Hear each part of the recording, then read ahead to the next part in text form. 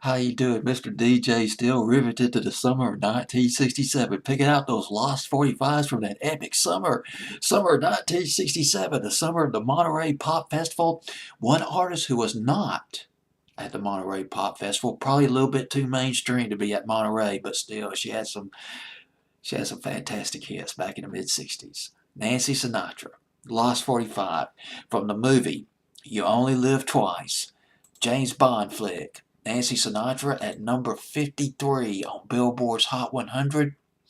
It peaked at 44. I'll get into chart stuff though in just a minute. You Only Live Twice by Nancy Sinatra on Billboard's Hot 100 of August 19th, 1967. And let me give you the top 5 hits from that week real quick. Actually, I'll give you the top 6. Give you a little perspective. Mercy, Mercy, Mercy by the Buckinghams at number 6. Baby, I Love You by Aretha at number 5. I Was Made to Love Her by Stevie Wonder at number 4. Pleasant Valley Sunday by the Monkees at number 3. Light My Fire by the Doors at number 2. It was at number 1 and at number 1. Beatles, All You Need Is Love. Signature hit from the summer of 1967. But let's get to this Nancy Sinatra record. This definitely very much a mainstream, sort of a traditional sounding record. There were a couple of versions.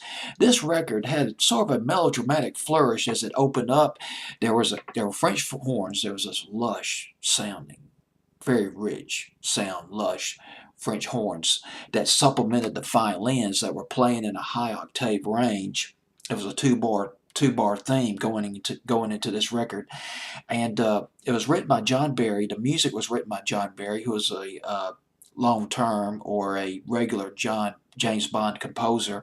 The lyrics were written by Leslie Bricusse. I believe it's Bricusse is how you pronounce his name.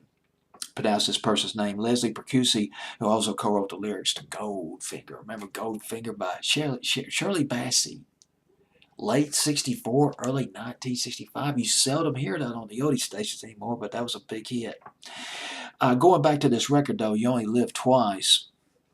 Lee Hazelwood, Nancy Sinatra's producer, released another version. It was more of a guitar version, although the video I got pulled up right now is probably maybe the original version is just absolutely just filled with strings, horns, violins.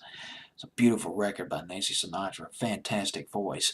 Now here's the thing about this record. The producer of this movie, one of the producers of this movie, Cubby Broccoli, I think it's how you, Cubby Broccoli, I believe is how you pronounce his last name. He wanted Frank Sinatra to do the record. But Frank said, no, let my daughter do it. John Barry, the guy who wrote the music to the song, wanted Aretha to cover it.